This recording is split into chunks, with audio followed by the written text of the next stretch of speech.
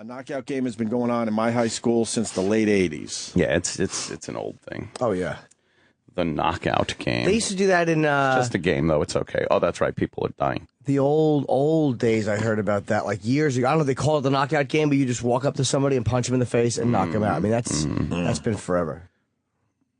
And they're like, teens are going up. Be honest. Teens, yeah.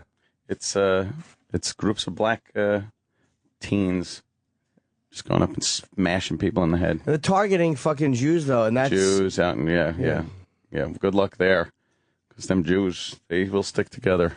They will make a to-do about this. Good. But you hope they target the wrong Hasidic who has a fucking machine gun on him because he works in the Diamond District. A lot of those guys are armed. If they work in the Diamond area, they're walking down the street with a lot of money. Murderer! But they, those guys are fucking strapped, man. Oh, yeah. So you hope that they walk up and try it with one of those guys while another guy's there with a fucking pistol. Why? So that guy has to go on trial and fucking, be called all kinds of names and shit. But in this case, it proved it to be accurate. Zimmerman's a boob. Well, he's a boob, but of course, I still think it was self-defense. He was served with divorce papers, too. Keith Robinson had a very funny tweet. Zimmerman only pulls a gun on women and children. Yeah, that was really funny. Oh, very good. Yeah, he's not a big Zimmerman supporter. No. Very good.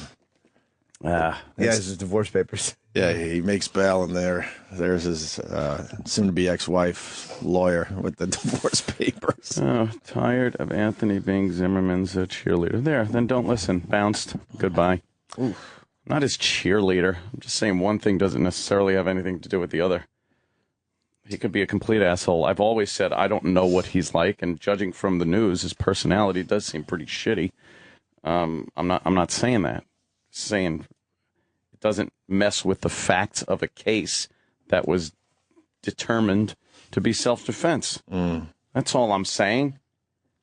No matter what the fuck he does, doesn't fucking matter what happened with that case in a court with evidence that was presented there. I think it can shed doubt on a person's story. No matter what, like if you hear a guy who says, I was arrested for beating my wife, and then all this stuff is, people kind of feel like he did beat his wife, but you can't technically prove it because she's a black guy, but she could have hit the doorknob. All right. Yeah. But then he gets in another relationship, and his girlfriend's like, you punched me. Right. It does shed some doubt on the first. It sheds some light on his personality, but if you just look at the facts of the case, he was getting his face beat in, so fuck it. I'm just so tired of it. Tired of what? The whole race thing. It's out of control. It's out of fucking control. This is some of the worst fucking relations between the races that we've had since fucking Jim Crow laws. And it's, I don't know what it is. I have my theories. Oh, no. That's my theories. What's your theory? It's fucking the fact that Obama's president. It gave everybody this attitude. It gave a lot of black people an attitude that, things like the knockout game and fucking welfare and yelling racism because he criticized the president is a fine thing to do. Political correctness has gone one way like crazy. The hypocrisy is insane. And it's fucking... But people are playing disgusting. knockout because we have a black president? No, the lack of any real fucking discipline, doing anything about it. People are afraid to even talk about it. They shiver when they talk about race. Am I going to say the wrong thing? Oprah comes out and talks about, all the racism that's going on because the president gets criticized, and it's all racism. It's not the fact that he's doing a shitty fuck job as president of the United States. But people can say, I swear to you, I'm not playing devil's advocate. White people are the problem because white people are the ones who are full of shit and scared. White people are full of shit. You're right. Someone could come right out and just go, Oprah's a fucking dumb cunt. So what? Someone could say to Oprah, that's bullshit. I'm not blaming white people because Oprah's a fucking idiot. No. But who cares what I'm saying is what she says is not important because to me. now she's got this empowerment. All of a sudden, she's empowered, and what she says is fucking like gospel. It's been like that for 20 years. That's ridiculous. She's had that since 1985 or whatever. She's got whatever she says. She makes books, bestsellers. When the everything. race card comes out, it's fucking infuriating.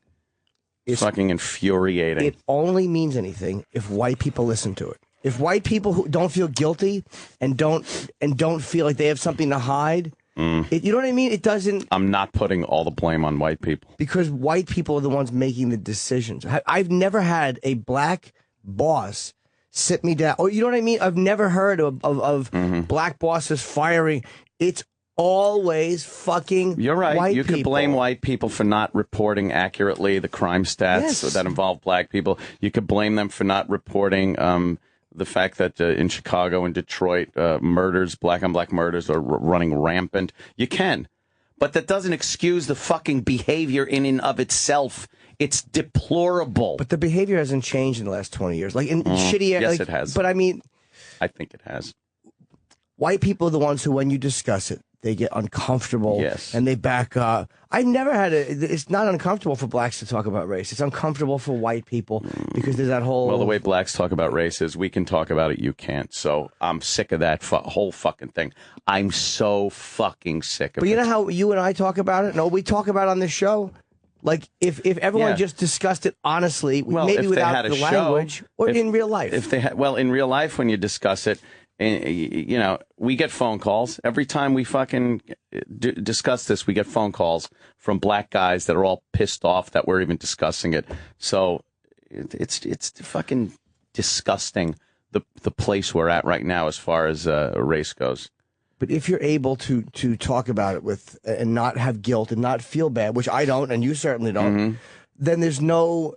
And if everyone was that honest about their own shit, then people wouldn't be getting fired for stuff like that. But then you get like Brian Gumbel comes out and says something too. Well, he can say what he can say what he wants. Sure, but I mean, but what he says isn't outrageous. He's saying he's saying no one should use the word. He's not saying only black people should use the word. Yeah, that's realistic. But I don't agree with it. I think it's he's not. unrealistic. And white people are not parading around with a song that has fucking use the word nigger fucking 80 times or 120 times in the song. Hold on a minute. Here we go. We haven't done this yet. Oh, no. We haven't done this yet on our show. Jamal, North Carolina. Hey, what's going on? Hi, Jamal. What's up, Jamal? Not much. Now, what Anthony's saying, believe it or not, I agree with him. All right. Okay. I know, call me crazy or whatever. The problem is that it's not open dialogue. The shit that he be saying, you know, about the shit that he is saying. If you want to work, say the shit that he is saying, not he be saying. Okay. That's not fucking proper English. Well, shit. You're not going to get a job. And then when you don't get a job, people go, oh, why are black people's unemployment rate twice that of whites? Perhaps if you go into a job interview and speak like a fucking human being. Doesn't he agree with you? Yeah, I don't give a shit. This guy's on your side. No. Had it. No, let me answer that. Yeah. Actually, I'm just about to get off work. All right. I make over $140,000 a year. What? Nice. Righteous. My kids in school. Making a guap. It is guap. That's guap. Here's the important question. Do the right thing. Are they hiring for when we're out of here? Are they hiring, by the way, for when we're no longer working? I could use that. The point of it is, yeah. The point that I'm trying to make, and if you'd like me to speak proper English, yes, but I'm sorry. But the point that I'm trying to make is this. I did not go to school. I'm self-taught in computers and engineering, etc. If you want something, you have to work for it. And that's what a lot of black people or even white or people in general don't have that drive and don't, you know, everything's not a scratch ticket and boom, I'm rich, I'm famous, or this, that, the other thing. I also don't like that. That's a cop. What you just did, you unconsciously just uttered a cop-out fucking thing. Black people don't say, and white people, but there are some things that are indicative to certain races. White and black and fucking Asian and German. And there are differences we have as people. And people don't want to identify that. If there's a negative, that is indicative to one race, everyone has to lump all the other races in and say, well, it happens here too. But no one wants to identify that there's a distinct problem in certain other communities and address it thusly. Right. Instead of addressing it, you go, well, everybody did. And it's like, no. And I hear you with that. Wait a minute. And I hear you with that. So all white people have a perception, a self-perception about about how black people are. So I could say, hey, all white people. I'm never saying all, and I never say all black people do this or that. My usual response is there's a disproportionate number is what I usually say, Jamal. I say a disproportionate number, which shows that there is an issue. There's some type of problem when there's a disproportionate number of criminals, of crime, of fucking deplorable violent behavior. These are issues that need to be addressed. The fact that blacks are killing other blacks in numbers that far exceed the national average of people other than blacks is astounding. And the lack of it being addressed by the media and by black leadership is just, how does that happen? Well, Now, there's a couple of things with that. Now, first off, I agree with that. There's a lot of black-on-black crime and this, that, the other thing. And I take to exception that the quote-unquote black leaders, I'm black, but no one has to lead me about anything. I lead by common sense. So the Jesse Jacksons, the this, that, the other thing, the people with the money handout, they're just comical to me. All right, so that whole black leader thing, and again, that's the white media who made them quote unquote our leaders, which they don't really talk about. I understand that. I've heard that before. Okay. Yeah, but they're not talking about real issues. Now you're right. Blacks are killing blacks, record numbers, this, that. They could blame crack, this, that, the other thing. But the point of it is that it should be talked about. There should be more arrests. We should be disgusted. I'm disgusted. Yeah. I'm totally disgusted by the whole thing. Well, your voice is not being heard then. And by you saying the things that you're saying, I think is only good because it should start an honest dialogue. There's some things that you say I could disagree with, and this, that, the other thing, but I could disagree, but as an American, I would die for you to say some of the stuff that you say, because it's freedom of speech, and you can't play it both ways. And everyone should be able to have an honest discussion about it. Exactly. Hey, you think that people kill everyone or whatever, and I kind of get upset when. But do you understand how calculated?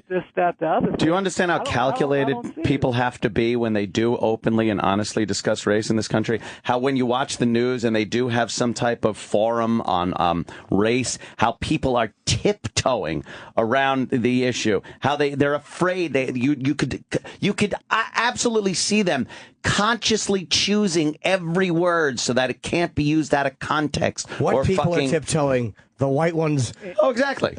Yeah. Whitey. A bunch of fucking dumb, guilty whitey. A bunch of guilty, because usually when people tiptoe, it's because they have something to hide. Yeah. If you they don't mean to. But it's like if you're just being honest and you're not being aggressive or being an asshole, you can always have a discussion and you're not going to get in trouble for it. If you express an opinion that you think the language should be... It's because they have something to hide. Yeah. And that's what they call the pussification of America. I'm just not going to sit here and think that Whitey is completely responsible. It's almost as if you're just blowing off the black race as a bunch of children that need to be coddled and protected, and then just blame the parents. I think the black community needs something called responsibility of actions. That just doesn't seem to be out there anymore. There's a multitude of excuses for every fucking deplorable act that I see out there. All right, Jamal. I'm moving on. We got to move on. Thank you. Let's say hi to Sean in Massachusetts. Sean. Hey. I'm just calling Anthony out. He wants to be able to drop the N-bomb without anybody getting mad, but he's getting mad at Jamal for saying we be and we are. That's totally different. I'm saying I wouldn't put it this way. I wouldn't walk into a job interview and start dropping the N-bomb. I'm not saying that people should be able to use horrible words and slurs in every situation. That's ridiculous. And if he's hanging out with his friends and wants to say we be going somewhere or whatever, that's fine and dandy. I'm just saying there is this. I'm saying another problem in the black community, and the reason I think that unemployment is so high has nothing to do with racism. It has something to do with the perception of your potential employee when they cannot speak. This is something that's been addressed by a lot more powerful people than me. Bill Cosby himself has addressed this issue. A lot of black people that are put in high position and praised have said the same things. And they're educated. It's an education problem. White people. Yeah, it's an education problem. That's what it is. Throw more money at it. Let's see what happens. Yeah. Meanwhile, I just saw a story yesterday where a school had a giant brawl happen, and the parents are upset because they cut back on the money for security on the school. So they need more security. That's what money should go to. When you allocate money to education, it should go to prison guards, to fucking prison guards in your schools, so they're not beating the living shit out of each other. How about that is taken care of by parenting, by parents that educate their kids, that when you go to school, you don't treat the cafeteria like a fucking prison yard, and you try to learn and make something better of yourself. But no, blame it on the fact that white people aren't paying enough taxes and enough money isn't going to inner city schools. That's such horse shit, too. Enough. Oh, yeah. You're just looking for the racist shit because you are a racist. That's what I am. I'm a racist. I hope you're a victim of the knockout game, sir. I avoid people that are involved in the knockout game. Oh, you're profiling. That's terrible. What a racist you are. Profiling. I'm educated. Oh. All right. Thanks, Sean. Why are you so fired up today? What's going on with you? I'm just disgusted with this. I see it in your eyes. You're all fired up. What's up? That's an allergy. What's going on? What happened? Nothing. I'm disgusted. Just disgusted with the whole thing. Enough. Yuck. That and the stupid fucking, event that we're supposed to do. It's got me pissed. Yeah, it took a lot of oxygen out of the room. Yeah. Once again, we believed. Stupid us. Yeah, and I know a lot of people. I've read on Twitter, not a lot of people, believe me, it's just a couple of people. They're like, no, fucking, he just talks about race. No, I talk about dick jokes too, and vagina and big tits. But it's a big issue. It's the fucking, as they call it, elephant in the room that is rarely addressed in an open and honest fashion. But it's always hinted to. I'm not bringing up something that isn't right there in the fucking room. It's not right there. Every day you watch the news and you see it. It's there. I'm not breaking new ground here. I'm not talking about something that isn't being discussed every day and being addressed in some way, whether it's some passive-aggressive way or subdued. But it's out there. I'm just fucking talking about it. But, of course, the second, just like that guy, all of a sudden, racist. Oh, the scarlet letter R these days. Oh, it's terrible to be called that. You're fucking demeaning what a racist is. Yeah, I talked about this yesterday on I did that HuffPost Live. Oh, I want to play that. Oh, actually. I loved it. Can you find that? Oh, but and you caught shit for it, too. Did I? Yeah, I saw. I didn't even notice. I lambasted some gentleman. Oh, I didn't even notice. Oh, real brave. Oh, I saw it. Yeah. And I'm like, yeah, it is brave to talk about those things because no more people aren't doing it. And he goes, oh, people don't bash Sharpton. That's not the point, you fucking idiot. Yeah, the guy was dumb because the point of that was we had it. It was the guy, the host was good though. We talked for probably 15 or 20 minutes, and this was just a minute clip they put up. We were talking about racism and all that stuff, and one of the points was I said people are so scared of being called that, but I have no fear of it because I know I'm not. It's not like, oh no, I have no fear that in an argument or a discussion somebody's going to uncover something in my personality which proves elitism. I have zero fear of that. Right. Well, here's the clip from yesterday. It's on HuffPost right now. Yeah, this guy was good. Happen right now specifically. I mean, you tweeted about Alec Baldwin and MSNBC. What did you think about that? I have no problem with Alec Baldwin saying cocksucker or faggot or anything in the language. My problem is with MSNBC, and they mete out punishment arbitrarily. I don't care what anybody says. None of it should be, it's like, he said he was sorry, he was angry. We act in this country that we don't understand why Alec Baldwin would say something rude to the vulture paparazzi. Like, that's how backwards we are. They actually harp on the language he used instead of the piggish culture which loves these photos of people's personal lives. Like, it's this great diversionary tactic. Oh, my God, he said the F word. That's not the issue. The issue is we live in a place where there's something interesting about 50 photographers standing around watching a guy put his kid in his car, and the rest of us don't see anything wrong with that. So I don't care about Alec Baldwin. My point was, if you're going to punish him and yank his show, what about Al Sharpton? No one has said worse things publicly than Al Sharpton. Does anybody? Such as? White interlopers in front of Freddie's Fashion Mart, this is many years ago when he was those Greek homos. He has said horrendous things. The lie about Tawana Brawley. The guy's been an absolute pig for many, many years, and he gets away with it because everyone's afraid just to tell him exactly what a complete asshole he really is. So MSNBC hires this jackass, and then they're going to hold somebody else to language standards while he's out, having said the things he said. Come on, it's just silly. Nice. I close with silly. Silly. Because Come on. silly's a It's harsh just word. Silly. It's a great clip. Great clip. Thank you, man. We want to apologize.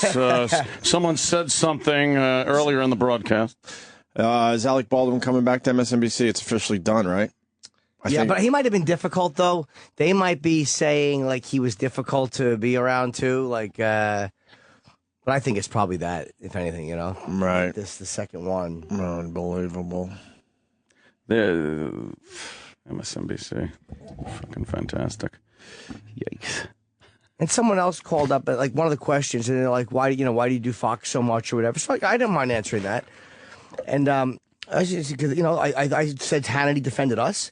And I'm like, where are all these liberals? It was Hannity defending this show, and then the guy goes, yeah, but and I said CNN is just as biased. Yeah, but you're not, and no one's calling you from MSNBC in general. That's a big part of it, too. Yeah, Ask me to go on CNN. I'll be happy to. I think you would go on in a second. Love to. Yeah. I did Joy Behar show. Yeah. Oh, right. So, all right. There's a great article, by the way, in the Post by a woman named Jillian K. Melchior, whatever her name is, just in the opinions about a union's low blow to MMA fighters. And it's about the fucking piggish, I keep saying that word, Sheldon Silver and the Culinary Union and how they are fighting to keep MMA illegal in New York. The whole thing is absolutely a lie and bullshit. Not her, but it's the only state in the union that it's illegal in. We are an embarrassing fucking state. That Sheldon Silver, I hope he fucking falls down an elevator shaft. I hate that guy. Aren't they still trying to use the lie that it's because it's violent? Oh, it's also the lie is some of them because some fighters have made offensive comments. Oh, come on. It's a lie. It's because the Culinary Union, they don't like the fact that the Fertitas have a union a casino in Vegas, which is non-union, and the Fertitas are willing to allow what they call a secret ballot to see if their workers want to be unionized. A secret ballot. But the Culinary Union says no. I guess what it's called is a card ballot, where they want it to be a public vote. And the reason for that is so they can intimidate people who are not union. Yeah. But the Fertitas are all for a secret ballot. Like, go ahead, vote. And if you want it, you can have it. Yeah. And they don't. Wow. And so the union is so mad that they're using the Culinary Union in New York. Of course, because Sheldon Silver is just a fucking whore for them. And they are all, that's why it's not legal in New York. It's all union fucking bullshit. So anyway, great article in the Post today, and I'm happy to see it getting writing.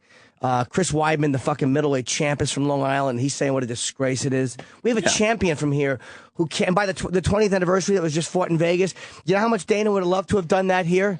You know how much fucking money is being not brought into New York. Our taxes go up. They complain about money, and this is they said about 700,000 people in New York get these pay-per-views.